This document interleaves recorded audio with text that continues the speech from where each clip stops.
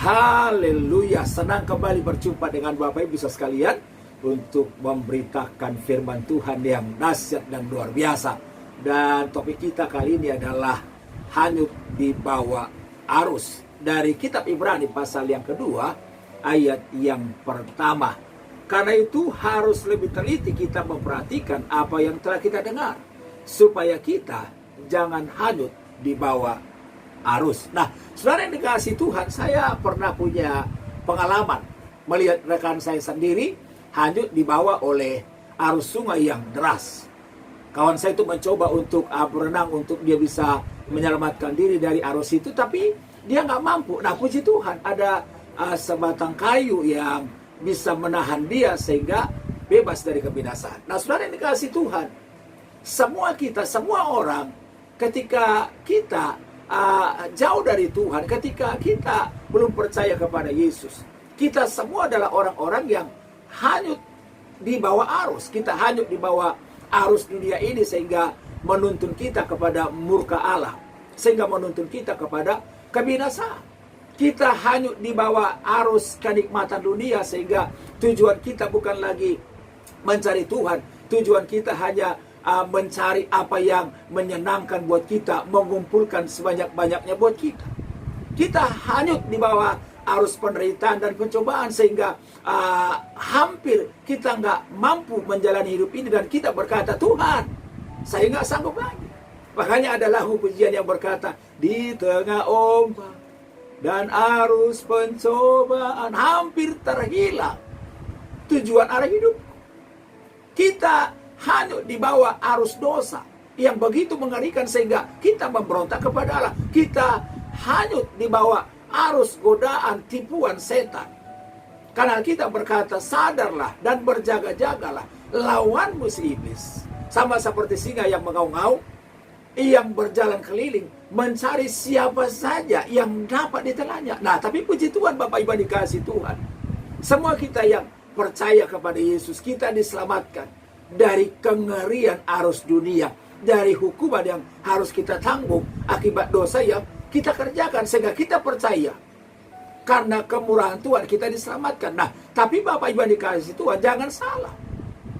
Ayat yang baru kita baca berkata, hendaklah kamu teliti supaya kamu jangan ikut arus. Dan berarti sebagai orang percaya, kita mesti tetap hati-hati dan berjaga-jaga.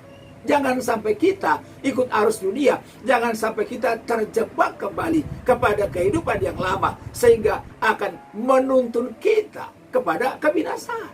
Sebagai orang percaya, kalau kita nggak sadar, kita masih bisa jatuh ke dalam berbagai arus yang merusak hidup kita.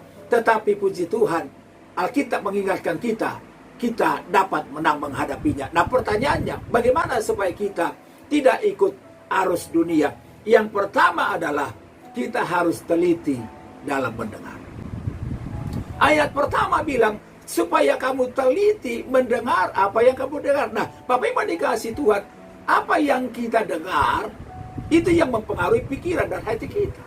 Sementara apa yang ada di hati kita, nah itu yang akan kita lakukan. Itu yang akan menentukan masa depan kita. Nah, itu sebabnya saya mau beritahu bahwa telinga kita, telinga saudara, adalah pintu yang membawa berkat, yang membawa kutuk masuk dalam hati kita. Telinga kita bisa menjadi pintu yang membawa hal-hal yang busuk masuk dalam hati kita. Tetapi sebaliknya, kita bisa pilih untuk membawa hal-hal yang baik. Nah, itu sebabnya Alkitab menegaskan supaya kita hati-hati dalam pergaulan kita. Karena Alkitab berkata, jangan sesat, pergaulan yang buruk akan merusakkan kebiasaan yang baik. Nah, itu sebabnya hari ini kita ingatkan yang pertama, bagaimana supaya kita bebas dari arus. Waspada terhadap apa yang kita dengar. Hari-hari ini Alkitab bilang di akhir zaman akan banyak nabi-nabi palsu, akan banyak pengajar-pengajar sesat yang dia datang untuk seolah-olah memberitakan firman dan seolah-olah menyatakan mukjizat kuasa yang luar biasa, tapi mereka nabi-nabi palsu. Itu sebabnya kita mesti waspada. Kita mesti tahu Alkitab, kita dengar firman supaya kita bisa membedakan roh, membedakan mana yang baik dan yang salah. Jangan sampai kita terjebak arus dunia yang biasa menggosip, biasa memfitnah, biasa melakukan kebenaran. Pastikan yang kita dengar banyak adalah firman Tuhan. Yang kedua, bagaimana supaya kita nggak ikut arus? Yang kedua adalah kita harus hidup dalam kebenaran.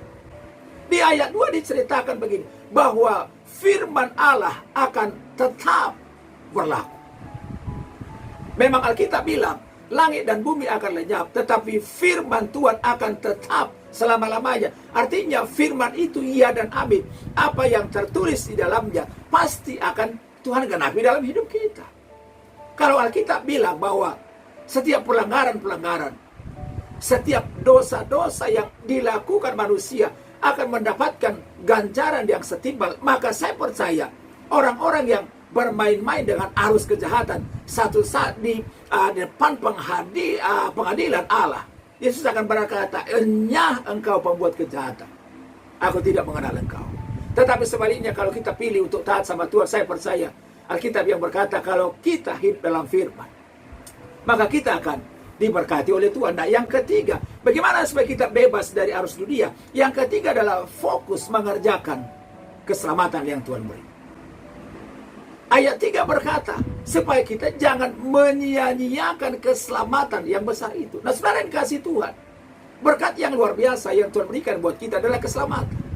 Saya mengerti bahwa ada berkat namanya mukjizat, ada berkat namanya berkat-berkat jasmani, berkat-berkat kesembuhan.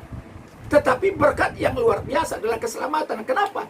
Karena tidak ada manusia yang dapat mengupayakannya. Kita nggak bisa membeli keselamatan dengan harta kita, dengan emas dan perak. Kita nggak bisa membelinya.